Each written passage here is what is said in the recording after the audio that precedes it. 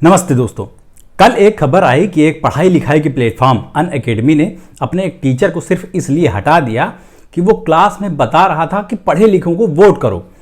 इस टीचर का नाम करण सांगवान है और ये लॉ मतलब कानून पढ़ाते थे। इनके निकाले जाने की खबर आने के बाद लोगों ने एक्स पर अनअकैडमी को लपेटे में ले लिया और अनइंस्टॉल अनअकैडमी टॉप पर ट्रेंड करने लगा। यहां तक कि दिल्ली के सीएम अरविंद केजरीवाल ने भी पूछा कि पढ़े लिखे आदमी को वोट करने की अपील करना कोई जुर्म है क्या। समस्या 3-4 दिन पहले शुरू हो गई थी जब करण सांगवान ने एक क्लास के दौरान कहा कि अनपढ़ लोगों को वोट मत करना, क्योंकि जाहिर सी बात है उनकी समझ सीमित होगी और वो आपकी समस्या समझ नहीं सकेंगे। इसके बाद बीजेपी सपोर्टर हैंडल्स ने इस बात को अपने दिल पे ले लिया कि टीचर तो सीधे बीजेपी को वोट न करने की बात कर रहा है, मोदी जी को वोट न देने की वकालत कर रहा है। जबकि करण सांगवान ने न किसी पार्टी का नाम लिया न नेता का, और मोदी जी तो काफी पढ़े लिखे नेता हैं, उनके पास एंटायर पॉलिटिकल साइंस की डिग्री है। इसलिए अगर केजरीवाल उन्हें अनपढ़ कहते हैं तो ये उनकी प्रॉब्लम है, लेकिन मोदी की सेना ही उन्हें अनपढ़ मानती है, ये असली प्रॉब्लम की बात है। टीचर करण सांगवान ने कहा कि अनपढ़ों को वोट नहीं देना है और वो बिदक गए कि मोदी विरोधी है, एंटी है, नेशनल है। कुछ विचित्र लोगों ने करण सांगवान को निकाले जाने के बाद कहा कि अनअकैडमी ने बिल्कुल ठीक काम किया, एंटी नेशनल टीचर को निकाल दिया, लेकिन उनकी खुद की अनअकैडमी की स्पेलिंग गलत थी। इसलिए ही करण सांगवान ने कहा था कि अनपढ़ों को वोट नहीं करना है, पढ़ाई कितनी ज़्यादा ज़रूरत है। आयरनी सिलबट्टे पर सिर मारकर बेहोश हो जाए, इसके पहले मैं आपको बता दूं कि करण सांगवान को अनअकैडमी ने निकाला है, जो खुद पढ़ने लिखने का प्लेटफॉर्म है, और इस कदम से साबित कर दिया कि उसका काम अनपढ़ों को सपोर्ट करना है। हालांकि उनके ऊपर पहले इतना दबाव नहीं था। अनपढ़ लोग अनअकैडमी इंस्टॉल ही नहीं करते तो अनइंस्टॉल क्या करेंगे। करण सांगवान को वो रखे रहते तो कोई रिस्क नहीं था, लेकिन उस एक टीचर को हटाने से जो डैमेज हुआ है उसे कंट्रोल करना बड़ा मुश्किल काम है। हालांकि अनअकैडमी के को फाउंडर रोमन सैनी ने कोशिश की और एक लंबा जस्टिफिकेशन एक्स पर पोस्ट किया, बताया कि एजुकेशनल प्लेटफॉर्म है, यहाँ टीचर्स के लिए कोड ऑफ कंडक्ट है, अपने पर्सनल ओपिनियन व्यक्त करने के लिए क्लासरूम नहीं है।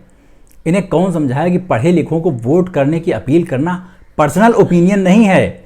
21वीं सदी चल रही है भाई साहब। अगर पढ़ाई लिखाई से इतना बैर है तो इस एजुकेशनल प्लेटफॉर्म की ज़रूरत ही क्या है, इसका काम ही क्या है। आयरनी ये है कि खुद रोमन सैनी और अनअकैडमी के बाकी फाउंडर्स पॉलिटिकल होने का कोई मौका नहीं छोड़ते हैं।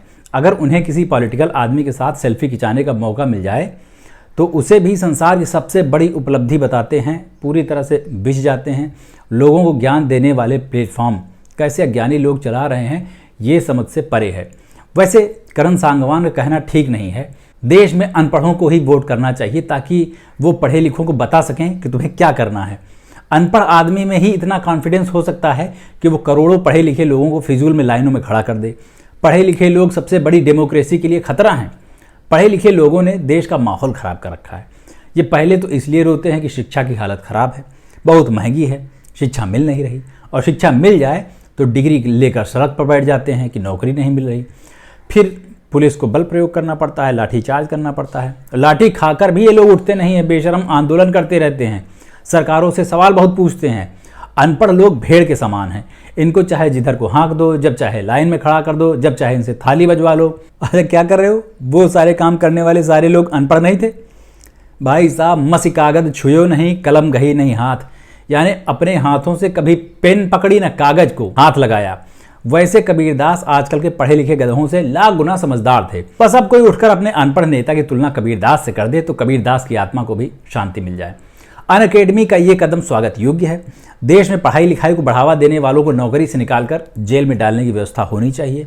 पुरानी सरकारों ने स्कूल चले हम और पढ़ेगा इंडिया तभी आगे बढ़ेगा इंडिया जैसे फालतू कैंपेन चलाकर, स्लोगन्स देकर पढ़ाई लिखाई का खराब माहौल बनाया है। हमको जब अनपढ़ गधों को ही वोट करना है तो इतनी डिग्री का बोझ सर पे लाद कर चलने से क्या फ़ायदा है। देखिए, मुझे तो बस इतना ही कहना था। आपको जो कहना है इस वीडियो के बारे में नीचे कमेंट करके बताइएगा। वीडियो पसंद आया हो तो लाइक कर लीजिएगा, अपने दोस्तों के साथ शेयर कर लीजिएगा, और मेरा यूट्यूब चैनल जो है इसको सब्सक्राइब कर लीजिए, फेसबुक पेज फॉलो कर लीजिए, इंस्टा, एक्स सब पर फॉलो कर लीजिए। बस आज के लिए इतना ही, अभी चलते हैं, लौट के मिलते हैं। नमस्ते।